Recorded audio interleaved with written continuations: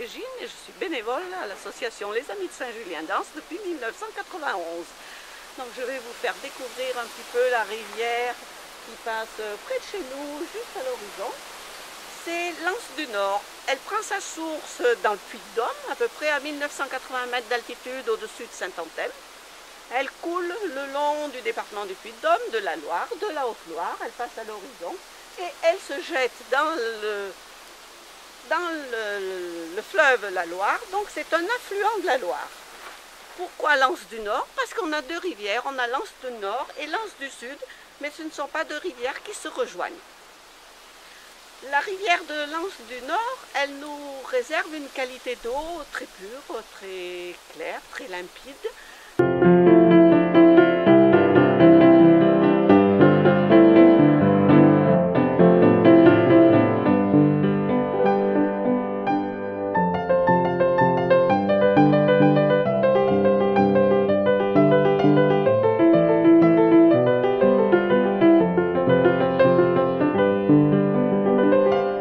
Découvrir l'angélique qui est maintenant terminée, en fin de floraison.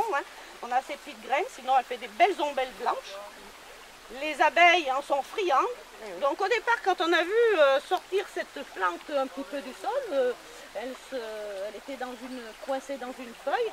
On a dit, tiens, est-ce qu'on a un artichaut qui pousse vers le moulin? Et puis au fur et à mesure de son évolution, on l'a vu découvrir. Voilà, elle n'est pas très très belle.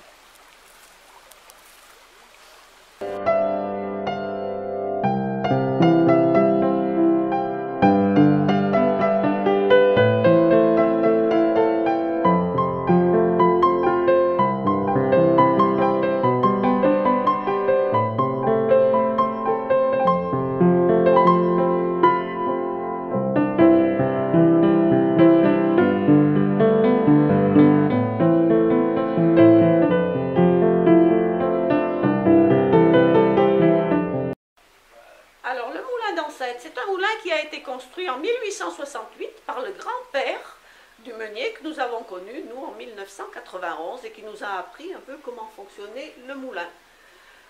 Sur la rivière l'Anse du Nord, c'était un très gros moulin, justement, mais il faut savoir que sur à peu près 60 km, on pouvait trouver un moulin tous les kilomètres. C'est le seul qui reste en état. C'est pour ça que l'association Les Amis de Saint-Julien-d'Ans ont souhaité préserver tout ce patrimoine, justement. Cette année, nous avons les 4 roues horizontales qui sont mises en fonction, dont 3 en fonte et 1 en bois.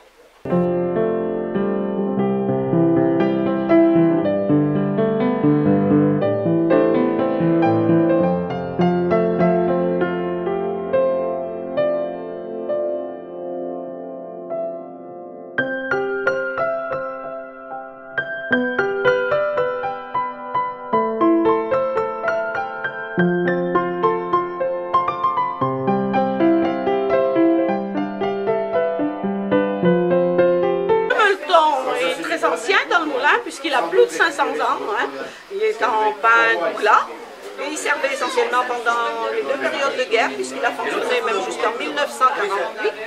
Il servait à fabriquer de l'orge perlée qui était utilisée par les personnes pour se nourrir essentiellement. Donc la pierre, elle écorçait le grain d'orge et il suffisait de récupérer son orge écorcée.